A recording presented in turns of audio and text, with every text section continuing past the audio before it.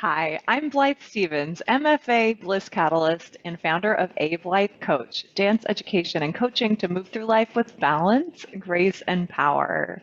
I have a very special guest here today on the podcast.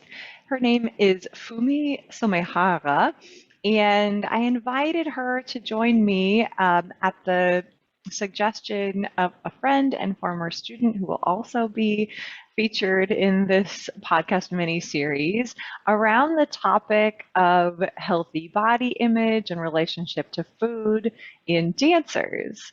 So I wanted to share Fumi's biography before we jump into the conversation, and I'll be sure to link all of the resources that we mention as well in the description for this podcast and also in the accompanying blog post. The A Blythe Coach podcast brings you motivation, inspiration, and joy on a weekly basis to move through life with balance, grace, and power. Fumi is the founder and principal dietitian of DDD Center for Recovery. Her expertise is in dance nutrition and eating disorders treatment. She is passionate about supporting individuals to nurture respectful and compassionate relationship with their food and body. Throughout her years of involvement in ballet, Fumi has seen many dancers suffer from a spectrum of eating disorders, disordered eating, and weight and body image concerns. Many of them also suffered prolonged and/or repetitive injuries which could have been prevented or healed through better nutrition and eating practices. This is why she's doing the work to help and support dancers to achieve their best through evidence-based nutrition and self-care practices. Fumi believes and advocates for inclusive and respectful care for everybody, regardless of their size, shape, race, culture, gender, or background. Fumi is trained in MI, FBT, CBTE, and ACT, and utilizes these knowledge and skills to provide tailored nutritional counseling for anyone who wants to liberate from dieting and eating disorders.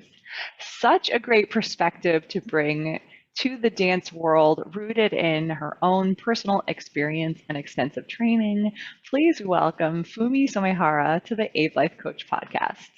What, generally speaking, is the work that you do, and who do you do it with? I'm Fumi. I'm a dietitian, and I work with dancers and performing artists, mainly around dance nutrition and eating disorders treatment. Fantastic. And how long have you been doing that? Good question. I've been doing this.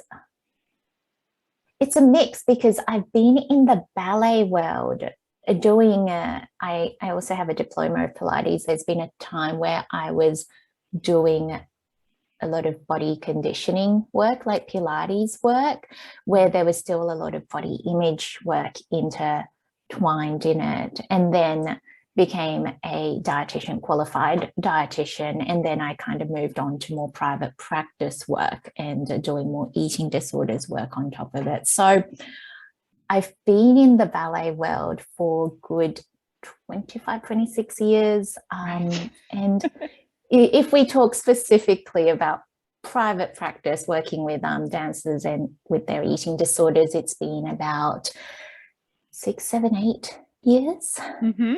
Mm-hmm. Yeah. But that was influencing your work prior to that. Very much so. So what got you interested in doing that sort of work, even as you were working in Pilates and the dance conditioning and body conditioning field?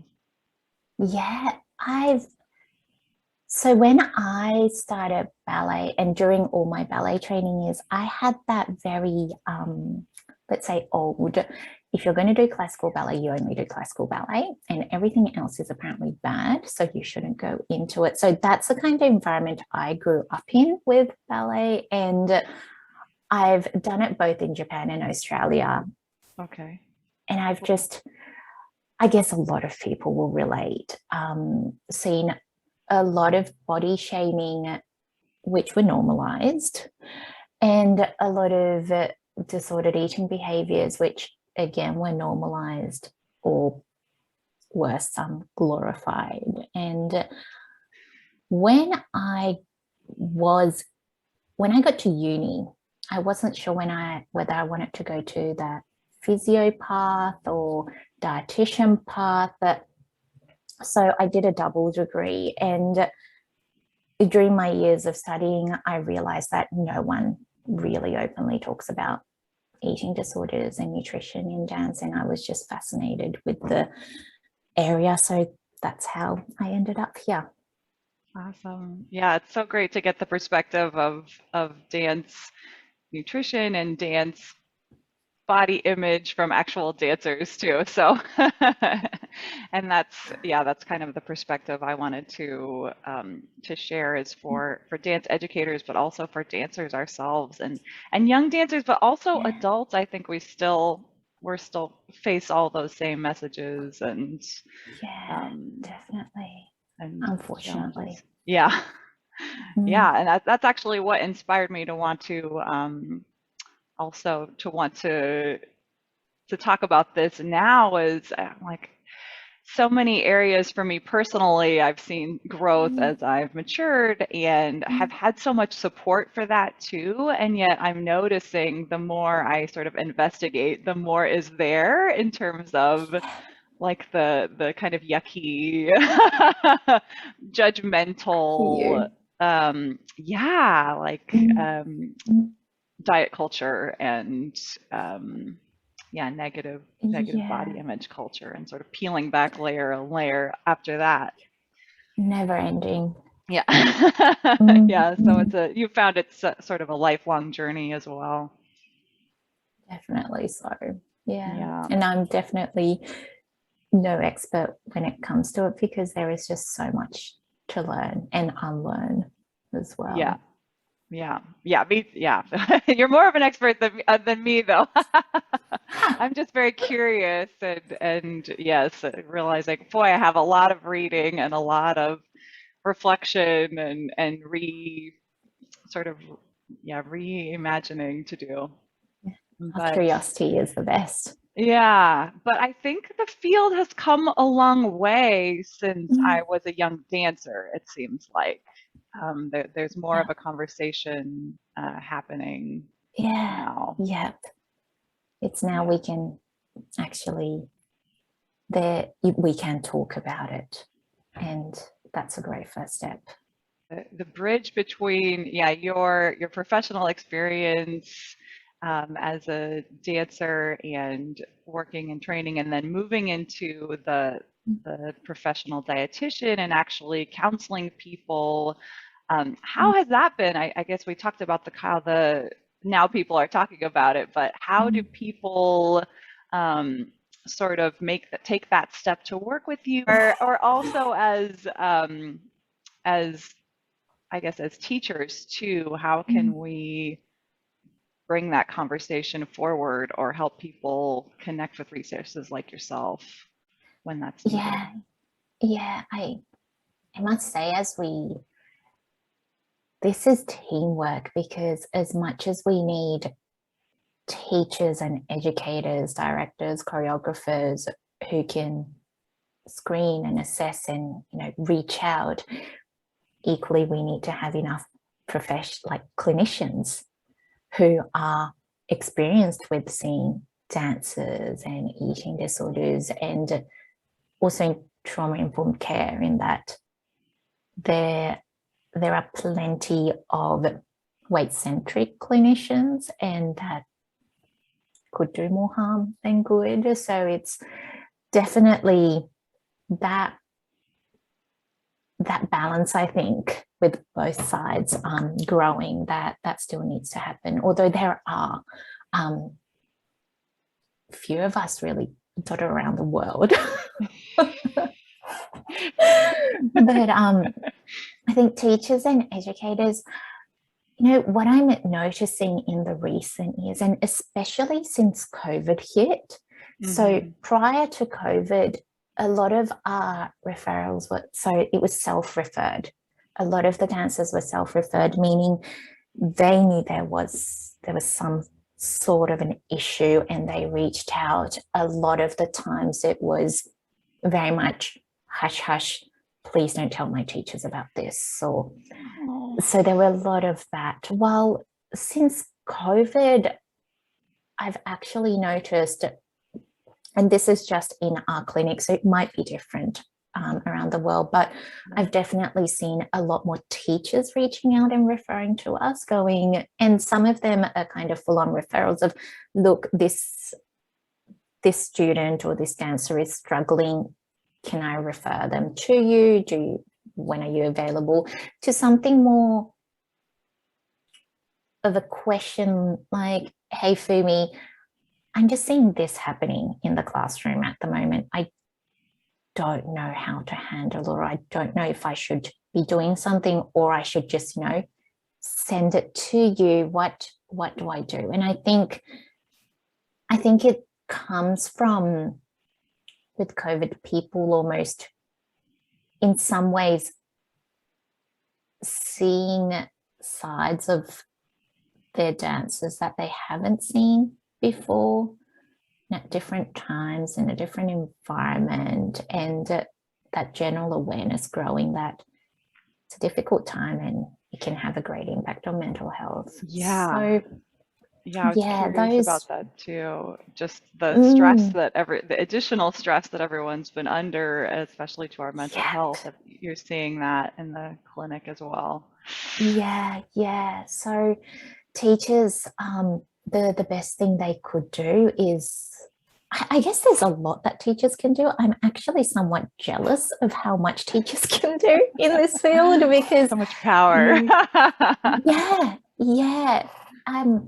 Look, unfortunately, there are studies showing that negative body image influence, the strongest influencer for especially ballet dancers are teachers. And I think rather than taking that as a reason to attack teachers, I think we really need to step back and go, okay, that's how much power teachers have, and possibly they didn't get the education that they deserved around how to talk about bodies, how to talk about eating, how to talk about nourishment.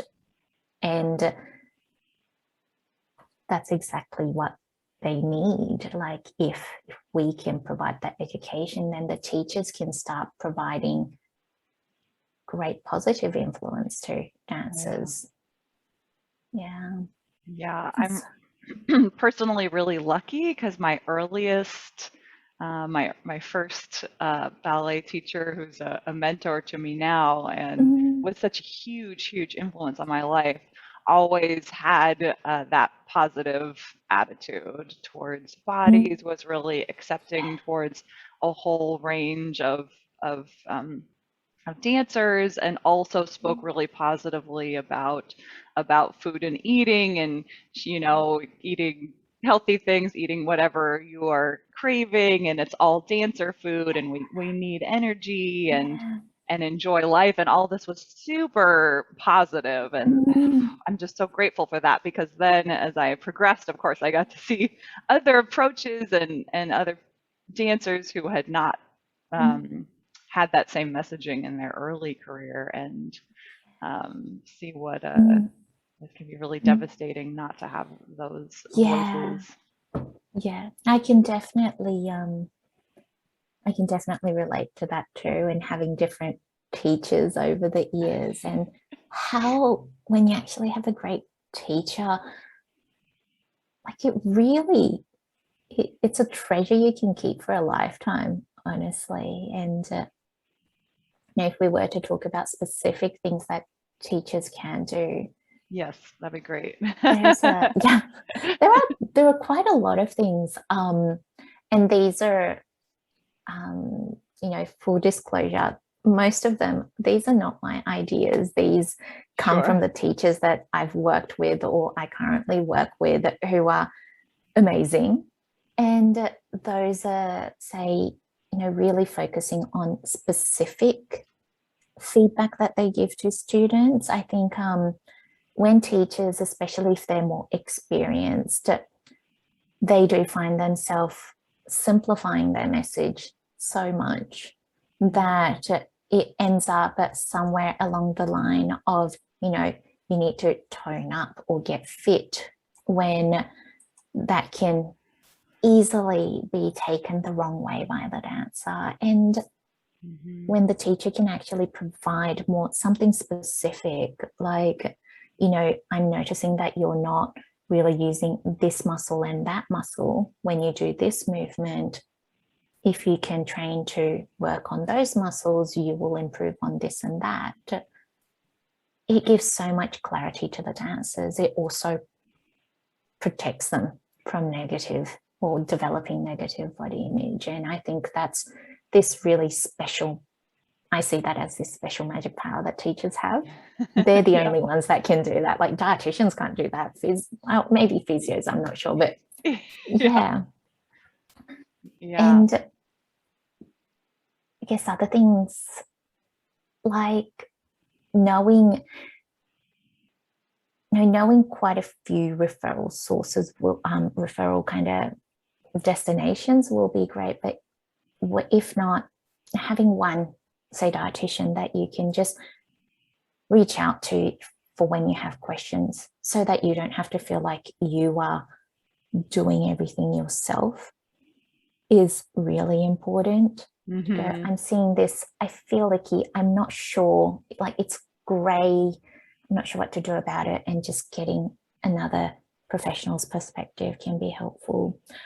I have teachers who, in their limited capacity, because they work for like a bigger school or a bigger studio, they've done what's possible within their capacity, like telling the students, look, in my class, it's a body shaming free class, or we don't talk about diets or dieting in my class. And that's one class that the students can really breathe and go, okay, good.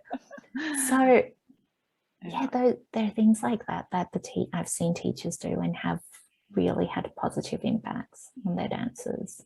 Yeah. So what I'm hearing is really specific messaging in terms of corrections and feedback, being very, very specific with what sort of technique correction or what sort of muscular action, rather than a blanket statement, to get fit or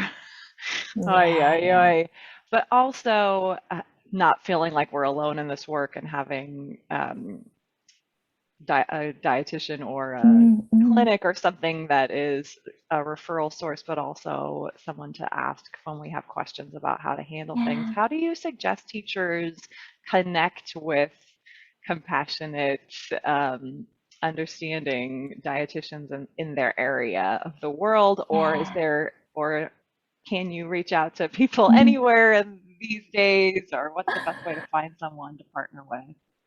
It's hard, isn't it? Because a lot of the times you see dance specific, say, physio directories and that, but you don't really see much dietitian directory. And unfortunately, I don't have a specific directory that people can go to. But, I'm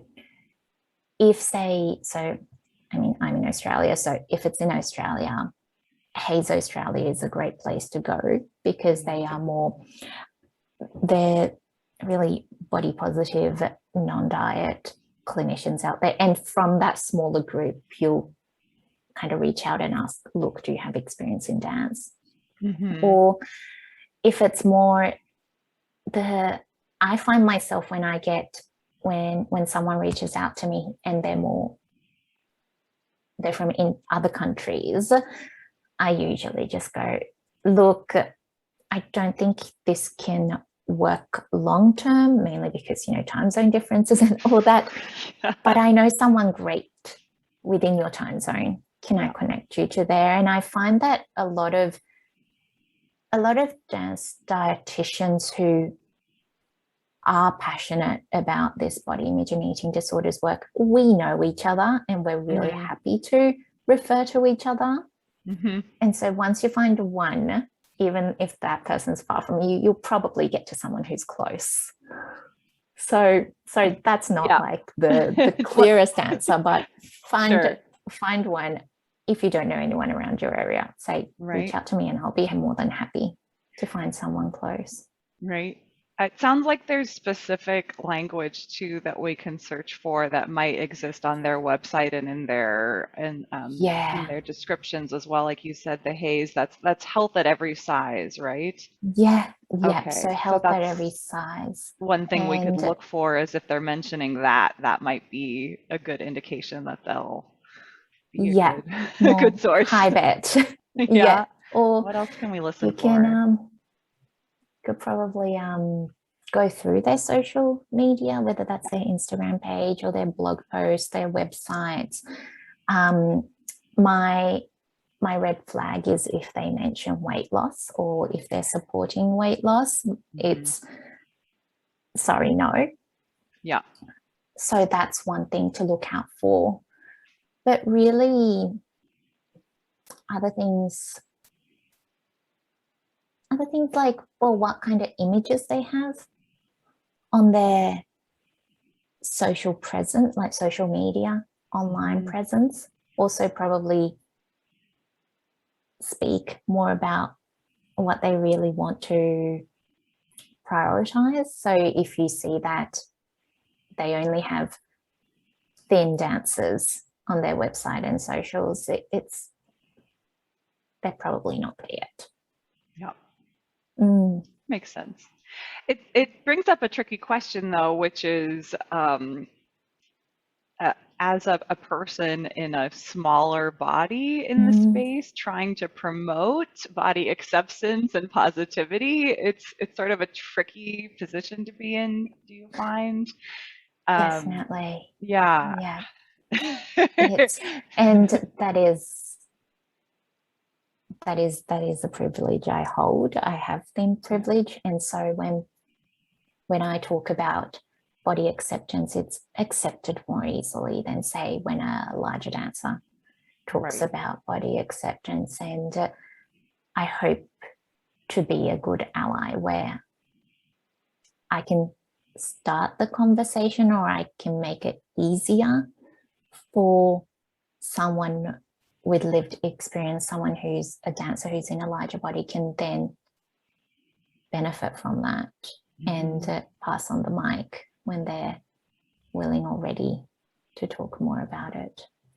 I run into that a lot when I'm thinking about sharing resources with my students too, is I'll be like, oh, this video is really a great training video, and I want to share, Mm, oh, this, what a great approach to this. But then I find out that that particular creator or physical therapist or whatever it is that they are also has, a weight loss journey or weight loss yeah. content. And then I think, well, then should I not even point people down that path where they're going to run into that? Or is there some way I can frame that or prepare them to receive the good part of the information and then Yeah, yeah.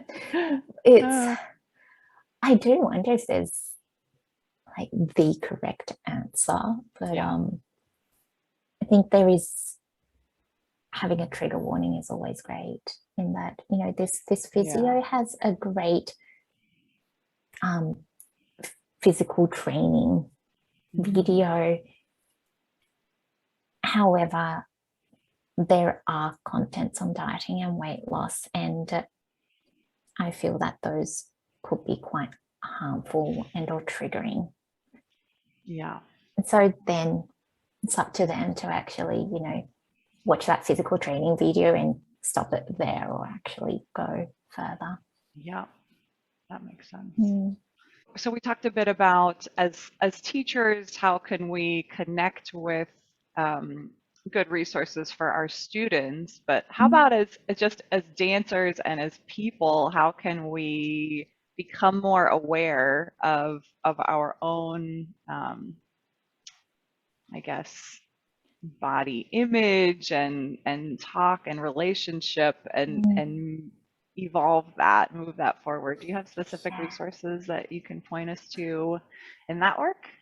Yeah. It's what I found. So being Asian, Japanese, growing up both in Japan and Australia, and then coming into this profession and doing this body image work. Initially, I struggled to understand the extent of body image work, because my understanding was body image is all about whether you're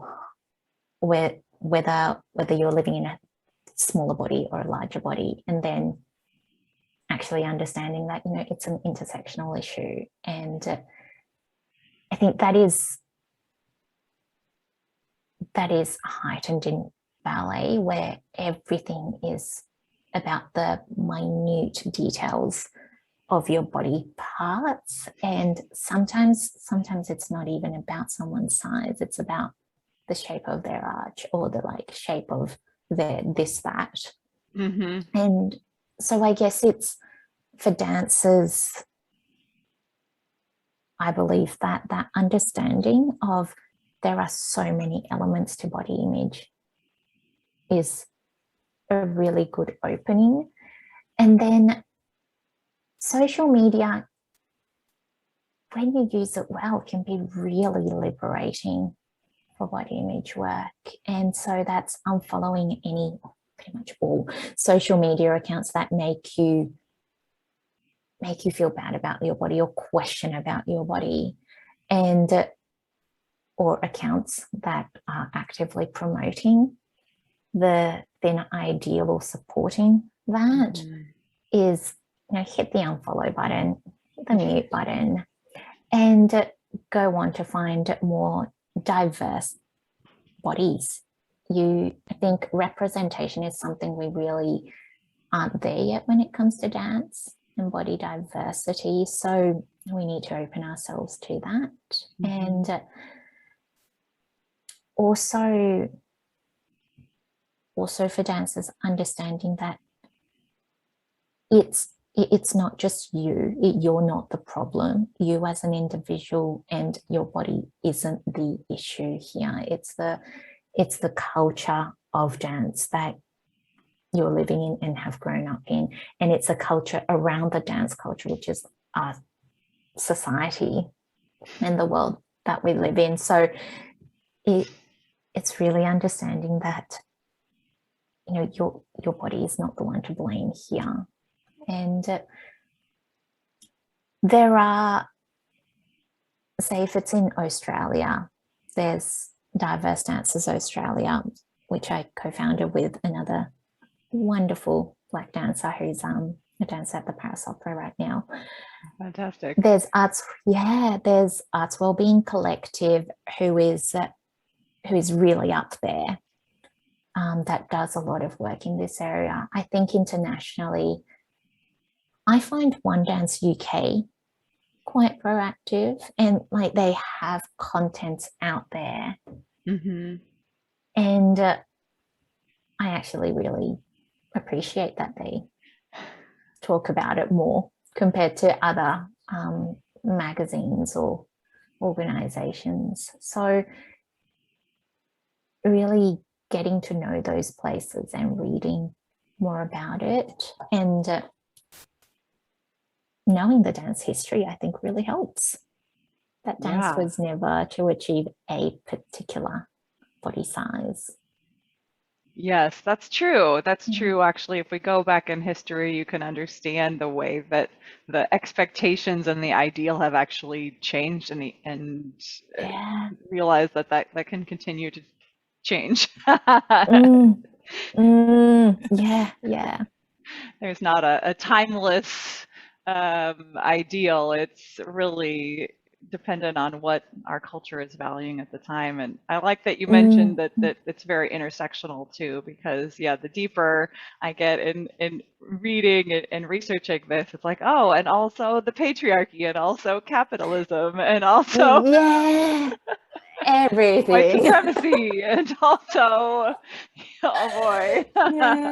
So we right now I haven't finalized it yet, but we've been working on developing this like social media resource where we try to kind of collect mostly Instagram, because that seems to be the main thing with TikTok, and then other, you know, YouTube videos and things for our dancers around that positive body, or nurturing that positive body image and nourishing themselves. And one thing I wanted to make sure is that it covers like the actual intersectionality. And gosh, there are lots of great accounts, and no accounts can cover all of it. And so like I have, you know, having one great account to follow, great, but also understanding that's probably not going to cover everything you need, and being able to kind of reach out to others is going to be so helpful. And the reason why it's taken me so long to finalize it is because I've been checking every single one, and we're kind of like putting signs on it, and like this is by a large dancer, or this is by a dancer identifying as LGBTQIA plus, or like we're putting all these like symbols, so that hopefully the people who look at the resource can go, oh, these relate to me, and then like start connecting. But gosh, I undermined how long it will take.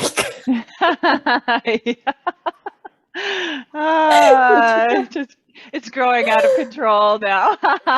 it is like my initial goal, first goal when I started was I'll get it done by the end of September. And now I'm at the stage of, if I look, I'll get it done by Christmas break, before Christmas break. And then if I can get that done by then, it's good. I'll let you know once we get it. Yeah. Yeah. But it's really exciting to see. I'm really excited to see that resource when you come out with it, but also the way it actually brings in a lot of really relevant issues right now. And you're thinking about, different body sizes, different parts of the world, different, class distinctions and race, and then also gender and sexuality and all of that. It's like really all in the mix when it comes to representation. Yeah, we need a diverse representation. Yeah. Yeah. Well, actually, another sort of in that I've found is through my connection to the yoga community. There's actually been a lot of cool work happening recently when it comes to body acceptance and adaptive yoga and yoga at every size, and there's a book called Yoga Where You Are and Every Body Yoga. And it's just so great to see sort of an explosion of representation and really owning your yoga and that. And I'm like, oh, if I can bring that to dance as well, where you can really be in the place that you are and who you are, and then bring that to the dance world. That's really excites me so much. Let's get it up there. Yeah, let's do it. Was there anything else that you think I missed or would be helpful to share? The one thing I get met with most often is, how do I even tell if the nutrition information is correct? Because when we talk about like social, like media literacy and all that, so we do honor, and I just thought, oh, great question, I don't know how to answer this. But as a way to help, on our DDD website we have a lot of resources, and hopefully dancers and teachers some of them are downloadable free, so I hope that they can kind of look into that and use that as their kind of first or kind of foundational learning of what dance nutrition sounds like or looks like, and what non-weight loss focused dance nutrition is like. That would be great. Yeah, Mm. actually, it's reminding me of when I went away from home and I went to North Oh, Carolina School of the ballet. Arts to study ballet. And yeah, it was there that I started to encounter, like, a large amount of Mm, body criticism mm, mm, people getting done with their busy day doing ballet and then going to the gym to get their cardio in, and I mm, got to work out more. And I remember one of the students, just a random story, but I remember one of the students who I strongly suspected of having disordered eating, telling mm, mm. others, "Oh no, don't eat a baked potato. That'll make you Uh, fat." And I was oh, just like, "What? This is such bad, horrible information," and mm, really, mm, really sad to get to that point where something that's just so wholesome and healthy and definitely just a part of what would be a delicious dinner. Yeah, they were it just, yeah, vilifying. it shows how strong fat phobia is in the dance culture, but also in our society. Like Yes. that's Yeah. talked as the worst thing that could happen to you. Yes. Yes. And I think, yeah, but we're speaking specifically to the dance world, but it's just Mm. a sort of a more, it just puts a finer point on what's going on in society at large, I think. It's, Yeah, yeah. And I mean, I don't I don't know how many dancers I've seen whose contract was at stake of and it shouldn't be like that. They shouldn't have to lose X amount of weight to keep their job. And the fact that there are still companies doing that, I think tells us that that's there's really still work to do. upsetting. Yeah, that puts you in a really difficult position where you're trying to support someone's well-being, but the fact is Yeah. they're going to lose their job if they don't make a change to their body. Yeah. There's this wonderful dancer, a client who, I admire her strength in she's when it came to looking for companies to audition for, the first thing she did was to look up whether the company had policies around eating disorders, treatment, care, like Oh, wow. nutrition. Yeah. And I thought that was just so powerful because the dancers should be allowed and able to choose instead of the other way around. Yes. Yes, Mm. they should have that information available Yeah, before pursuing or accepting a job. Absolutely. exactly. But why does that Yeah, seem like a revelation? I know. We're talking about something so basic, and Wow. that's where we're at. Yeah. Yeah, Yeah, but what a great way to make an empowered choice, and to actually be able to share that information would be great too. yeah, I was yeah. thinking about sort of the recent movement of clothing in sizes that actually Mm, works for people, and people are supporting brands that have inclusive mm, sizing, and choosing that. It's like, could we choose our dance companies and who we support in terms of our performing arts based also on yeah. such policies? Something to consider. It's Yeah. the power play, really, I guess, especially in ballet companies, there's always been that hierarchy of, there's this prestigious company, and you must be so grateful to just, be employed Right. You're there. just, everyone wants that. So how lucky to, Yeah, yeah, yeah. So how dare you ask for more yes. when dancers do deserve that basic fundamental. care, and part of the care includes making sure that everything's done to prevent negative body image or eating disorders. And being a partly genetic too, we can't eradicate it.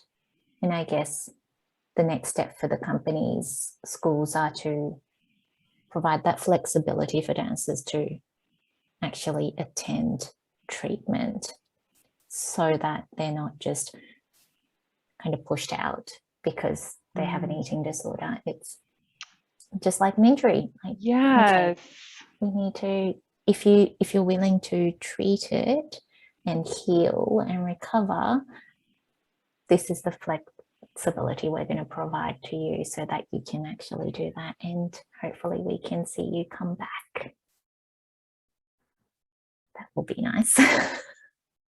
Yes, that would be that sounds like a good ideal to shoot for. Next stage, I guess. I think we're Yes, still yes. in the actual get the policies and guidelines in place stage.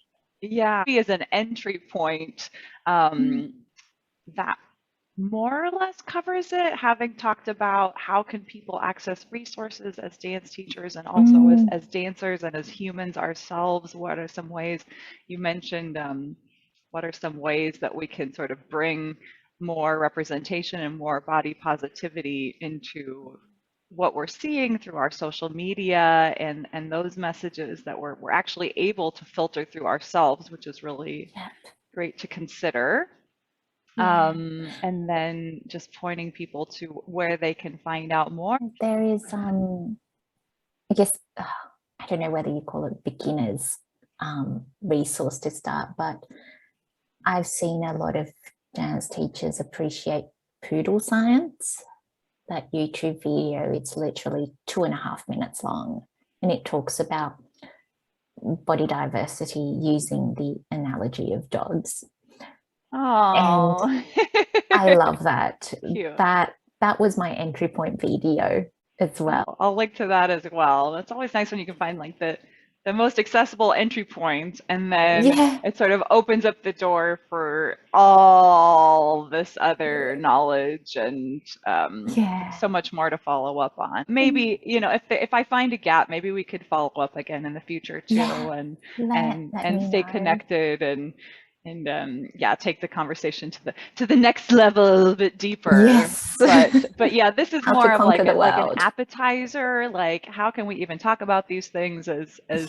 dancers and as educators, and how can we connect our dancers and ourselves to compassionate professionals like yourself and learn more. I really appreciate the work you're doing. Thank you.